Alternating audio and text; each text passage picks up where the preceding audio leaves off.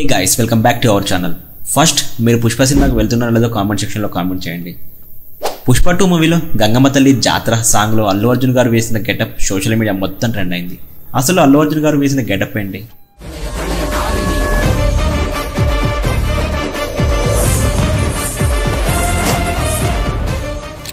ఒక మగాడు చీర కట్టుకొని జాతర జరిపించే సాంప్రదాయం ఎక్కడుంది? చలో తెలుసుకుందాం.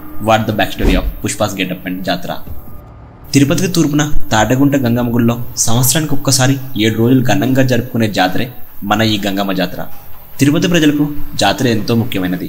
ప్రజలు చాలా ఇష్టంగా జరుపుకునే ఈ గంగమ్మ జాతర కేవలం మే నెలలో 2వ వారంలో మొదలవుతుంది. అసలు ఈ గంగమ్మ జాతర ఎలా జరుపుకుంటారో తెలుసుకునే ముందు గంగమ్మ దేవత స్టోరీ ఏంటో తెలుసుకుందాం.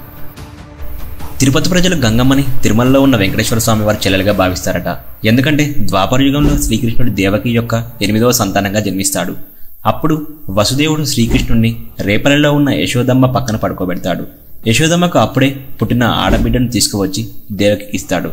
దీనికి కారణం కంసుడికి తన చెల్లెలైన దేవకి యొక్క 8వ సంతానమైన శ్రీకృష్ణుడితో మరణం సంభవిస్తుందని ఆకాశవాణి పలుకుతుంది. దానికి భయపడ్డ కంసుడు తన చెల్లెని బంధిస్తాడు. కానీ శ్రీకృష్ణుడు పుట్టగానే ఏదో మాయ జరిగినట్లు చెరసాలలు అవే తెరుచుకొని వసుదేవుడికి దారి ఇస్తాయి.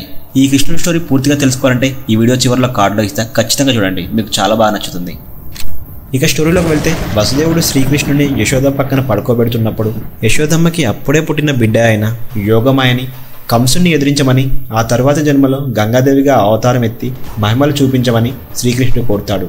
అలా అనగానే యోగమాయ చాలా ఆనందపడుతుంది. ద్వాపర యుగంలో శ్రీకృష్ణుడైనా కలియుగంలో శ్రీ వెంకటేశ్వర స్వామి అయినా ఒకరే కదా. అందుకనే తిరుపతి ప్రజలు వెంకటేశ్వర స్వామికి చెల్లెలుగా గంగమ్మను భావిస్తారు.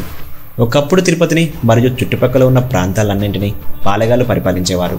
అలా ఆ వంశంలో ఒక పాలెగాడు రాజ్యాన్ని పరిపాలించే సమయంలో రాజ్యాహంకారంతో అతను చెయ్యని అకృత్యాలు లేవు. కనిపించిన ప్రతి స్త్రీ మీద పడి అత్యాచారం చేసి వేధిస్తూ ఉండేవాడు.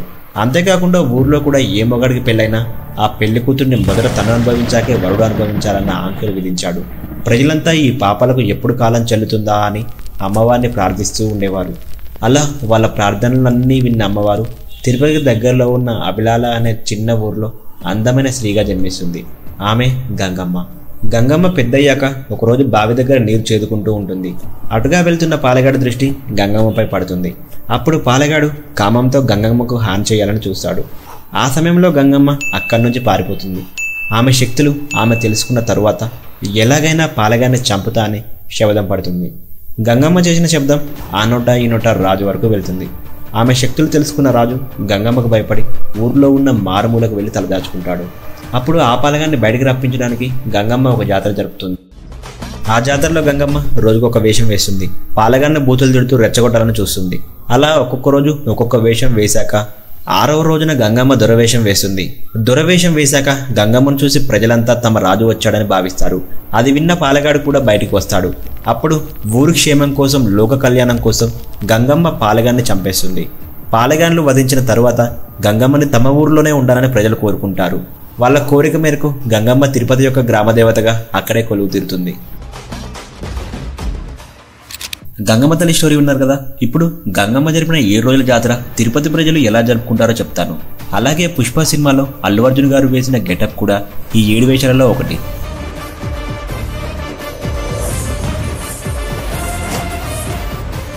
జాతర స్టార్ట్ అయ్యే ముందు రోజున చాటింపు అని అంటారు. ఊరంతా చాటింపేస్తారు. అది కూడా every year May 2nd week మంగళవారం అర్ధరాత్రి డప్పుల శబ్దంతో. కేవలం ఆ డప్పుల శబ్దంతోనే జాతర మొదలవుతుంది అని అర్థమవుతుంది. ఈ జాతరలో రోజు ఒక వేషం వేస్తారు. మొదటి రోజున బైరాగ వేషం వేస్తారు. అంటే భక్తులు వారి ఒంటికి తెల్ల రంగులో ఉన్న నామం కొమ్ము యొక్క పేస్ట్ను పూసుకొని రేళ్లకాయ అనే పండుతో చేసిన దండను మెడలో ధరిస్తారు. అలాగే వేగిపాకుల్ని నడుము చుట్టూ చేతిలో పట్టుకొని నగరమంతా తిరుగుతూ అమ్మవారి ఆలయానికి చేరుకుంటారు.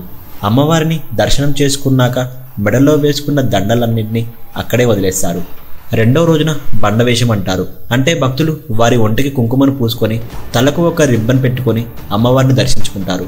3వ రోజు తొట్టివేషం వేస్తారు. అంటే ఆ రోజు భక్తులు ఒళ్ళంతా బొగ్గును పూసుకొని మెడలో వేపాకుతో చేసిన దండం ధరిస్తారు. 4వ రోజున సున్నపు గుండ్లు అని అంటారు.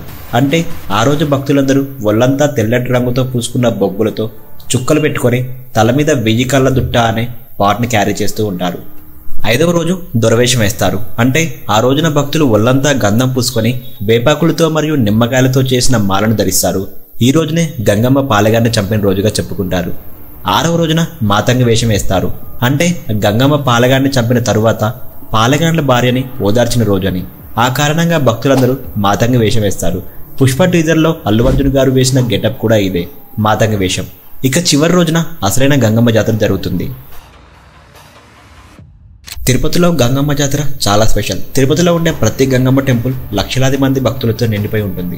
ఆ ఊరు జనాలు ఆలయానికి రావడానికి ఊరు రోడ్లపై కొబ్బరికాయలు కొట్టి ఆ ఊర్లో నుంచి ఆలయం వరకు మొకాళ్ళ మీద నడుచుకుంటూ కొబ్బరికాయ చిప్పల్ని ఏరుకుంటూ వస్తారు. దాంతో వాళ్ళకి అమ్మవారిపై ఎంత భక్తి ఉందన్నది నిరూపించుకుంటారు. ఇక కానుకల విషయానికి వస్తే అమ్మవారికి పొంగలని, చీరలను, రకరకాల కానుకలను సమర్పించుకుంటారు. కొంతమంది మేకలను, కొంతమంది కోళ్లను కూడా సమర్పించుకుంటారు. గంగమ్మని సందర్శించడానికి వచ్చే భక్తులకి రాగి అంబల్ని ప్రసాదంగా ఇస్తారు. అలా రాత్రి అయ్యే సమయానికి మట్టితో చేసిన గంగమ్మ విగ్రహాన్ని గుడి ముందు ప్రతిష్ఠించి పేరంటాలు అనే ఒక వేషం వేసుకొని ఒక వ్యక్తి అమ్మవారి ఎడమ చెంపను తొలగిస్తాడు. దీనిని చెంప తొలగింపు అని అంటారు. తరువాత భక్తులందరికీ ఆ చెంపను పంచడంతో జాతర ముగుస్తుంది. సో గంగమ్మ జాతర అయితే రియల్గా ఇలా జరుగుతుంది. ఈ స్టోరీ ఎలా అనిపించిందో వీడియోని లైక్ చేసి కామెంట్ సెక్షన్లో కామెంట్ చేయండి. ఈ వీడియోని నలుగురికి షేర్ చేసి వారికి కూడా గంగమ్మ తల్లి గురించి తెలిసేలా చేయండి. ఇలాంటి మరిన్ని ఇంట్రెస్టింగ్ వీడియోస్ కోసం మన ఛానల్ని సబ్స్క్రైబ్ చేయడం మాత్రం మర్చిపోవద్దు. Thank you.